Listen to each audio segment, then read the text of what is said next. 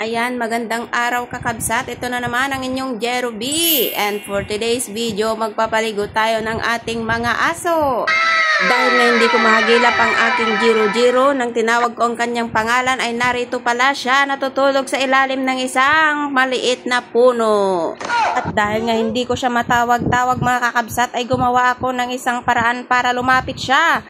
Ito nga ang mga teknik para lumapit ang ating mga aso. Ito, pinatunog ko ang kanyang mga plato. At syempre, dahil alam nilang may pagkain, agad-agad siyang lumapit. At nang lumapit nga ay hinuli ko na. Syempre, kailangan na nating paliguan dahil malapit na ang Holy Week. Mag-iisang taon na tong hindi naliligo. At dahil din wala akong oras para sa kanya at ngayon lang ako nagkaroon ng pagkakataon na paliguan siya dahil nga alam nyo na, naging mami na tayo. At gusto ko nga po palang i-share sa inyo, napakarami naming aso dito. Bukod kay Jiro, marami pang iba dyan. May Coco kami, may Mushi kami.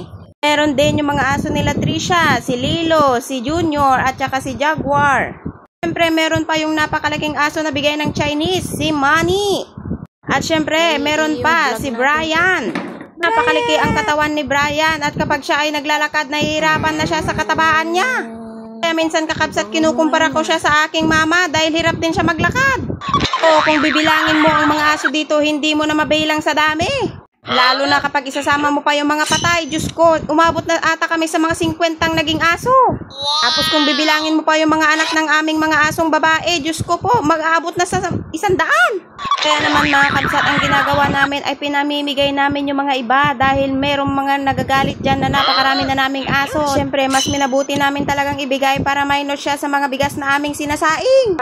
Mabuti na lamang at meron nagbibigay ng mga pagkain na magaling sa mga resorts. Lalo na nung meron pa yung mga Chinese dito at laging nag-uuwi ang aking kapatid ng napakarami balde-balde na pagkain ng aso. Kaya sold din minsan ng mga aso, pero syempre kailangan isang beses lang din naman silang kakain sa isang araw. Pero minsan 3 beses kapag meron silang maraming pagkain.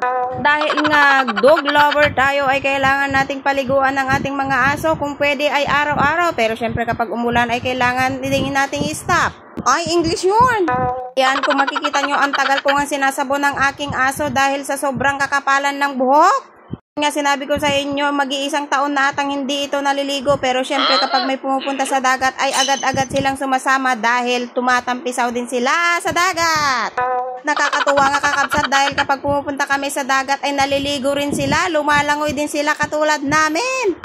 Totoo po yun. Lalo na kapag tag-init talagang sumasama sila sa dagat at hindi namin sila pinapaliguan. Kusa silang lumalangoy, lalo na po si Manny. Ay, syempre, kapag ikaw ba naman na nainitan, syempre, kailangan mo ring maligo. Ang kinakatakutan ko nga kakabsat ay si Brian dahil kapag sobrang init, buti na lang hindi na high blood.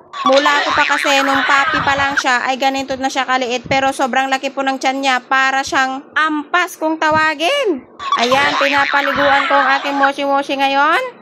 At niluludludan ko ang kanyang lapayag dahil napakarumi. Akala ko ng kuto o di kaya yung mga timel na tinatawag nila. Isusunod ko sana dito kakabsat ay ang aming asong napakatagal na at ngayon ay buhay pa, si Coco. Pero pag nakita niyang naliligo ang ibang aso, lagi na siyang nagtatago at hindi na matawag-tawag. Kaya ang tinawag namin ay si Jaguar. Yan, isa rin po itong mabalbon. Kung mapapansin nyo po ay nakataas ang kanyang isang paa. Siya po ay isang baldado.